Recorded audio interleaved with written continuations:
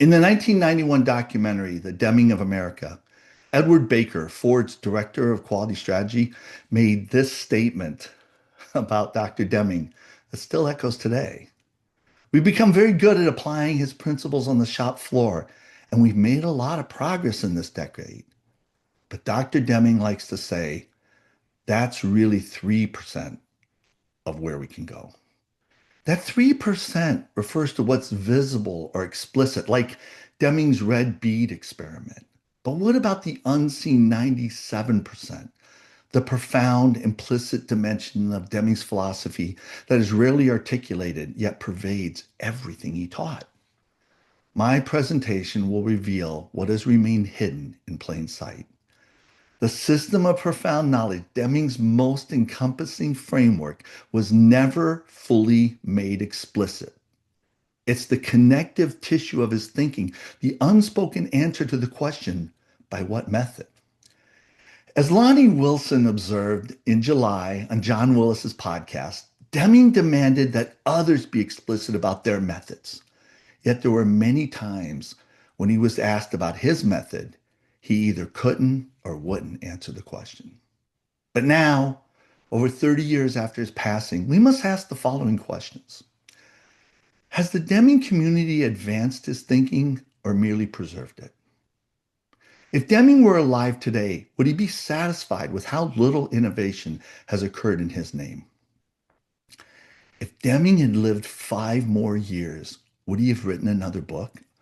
More provocatively, if he had written a new book under another name, would we even recognize it as his work? This resistance to newness is not unique. I'm reminded of a moment in the mid-'80s when I shared an article proposing changes to the sport of soccer, and every soccer enthusiast I shared it with dismissed the author as a fool until they learned the author was Pele. Only then did they suddenly see wisdom where they had only seen folly. Deming sought to transform the organization, not preserve it. He knew that only a culture of inquiry and openness could foster true innovation. So I ask, does our current culture, particularly within the Deming community, still invite innovation? Or has it become the very system of stagnation Deming warned against?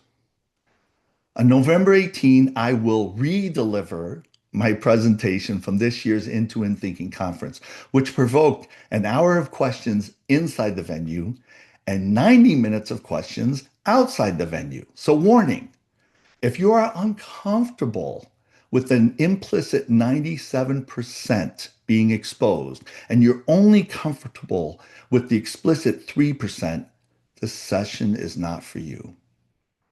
My presentation is based on my asking AI to view Out of the Crisis and The New Economics as the first 2 books of an unfinished trilogy, and then to imagine the third and final book of the trilogy. The result was astonishing.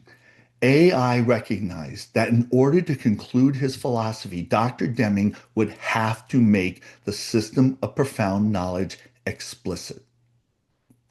My presentation will only show the first step. We will take one of the 4 components of the system of profound knowledge and reveal it fully, directly, and explicitly for the first time.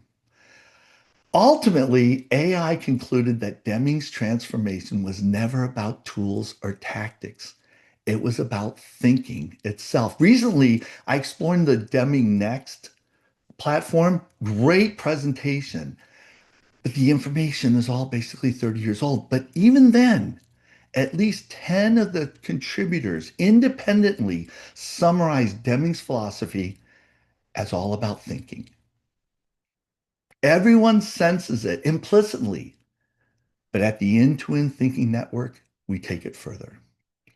We're not just thinking about quality, we're thinking about thinking. We're not just applying Deming, we are making Deming explicit. That's the revelation. That's the invitation. And right now, the In2 network may be the only community ready to hear it.